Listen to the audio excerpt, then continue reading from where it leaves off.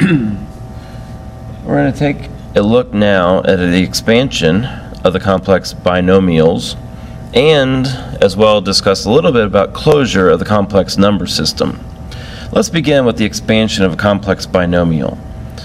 Remember, a complex binomial would look as 2 plus I, where we have our real number and we have our imaginary number, and then 2 an exponent, let's say of 3. Remember, to expand something that has an exponent, we're going to use Pascal's triangle.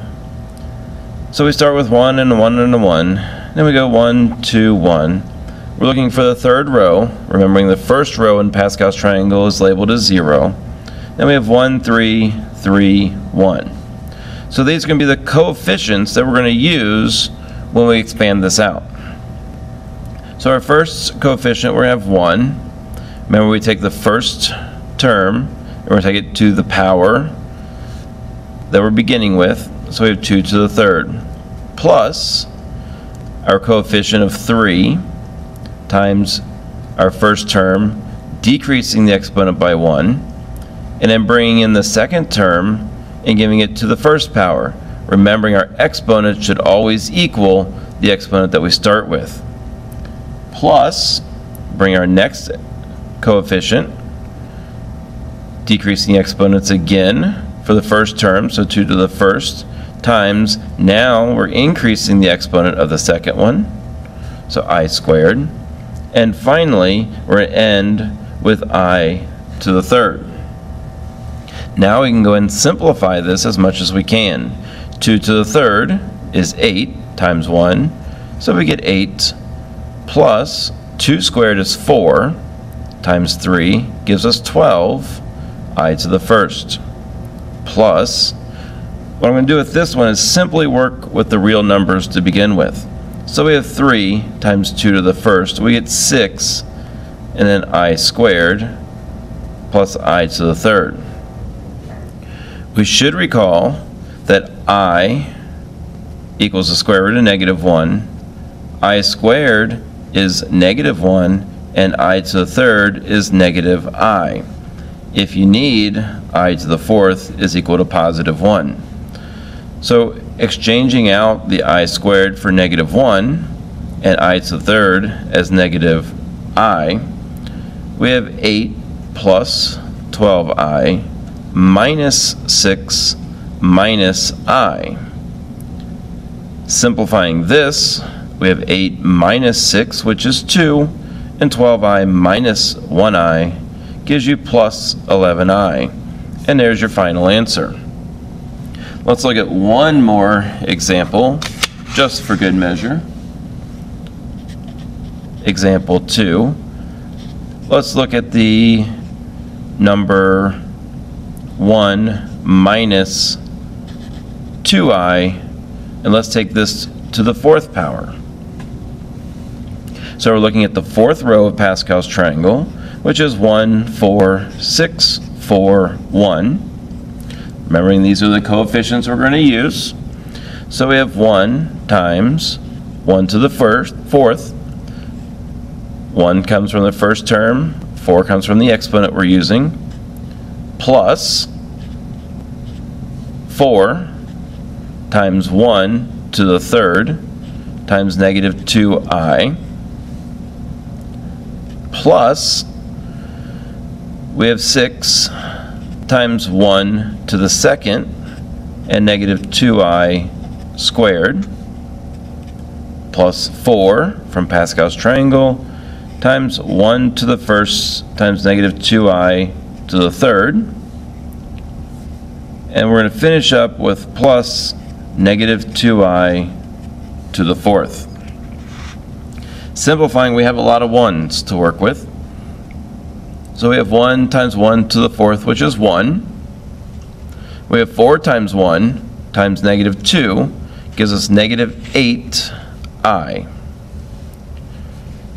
Down here, if we look at -2I quantity squared, -2 times -2 is a +4 and I times I is I squared. So we can eliminate this by thinking of it as 4I squared. So we have 6 times 1 times 4, so plus 24I squared. In the same manner, we can simplify negative 2I to the third. We end up with negative 8I to the third. 4 times 1 times negative 8 is negative 32I to the third.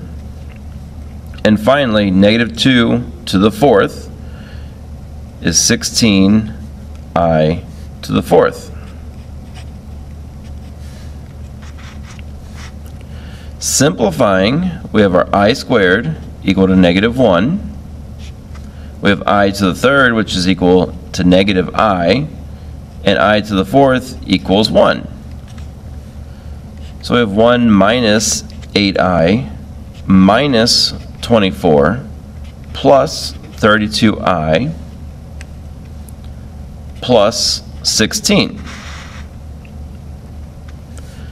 Combining like terms, we have 1 minus 24 plus 16 is negative 7, and negative 8I plus 32I is a positive 24I. And there's our final answer. Our second topic that we're going to discuss is closure. Remember, closure is the idea that if you start with one type of number and do something to that number with the same type of number, you get the same number out. For example, if we start with an even number and we add an even number, do we get an even number? In this case, 4 plus 2 gives us 6, so it is even, so yes. So even numbers, we say, has closure under addition. Now, of course, we want to test more than one case, or we want to come up with a counterexample. So what we want to do is look at closure under the imaginary numbers.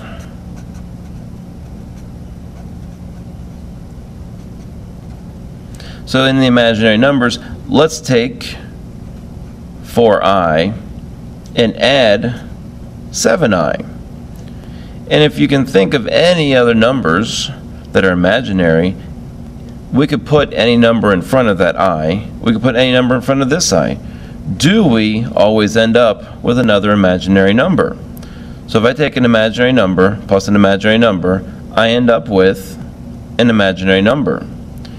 In general, if I take AI, where A is a real number, and add on BI, I can simply simplify this by taking A plus B and get an I. So I will always end up with an imaginary number. So we say that the imaginary numbers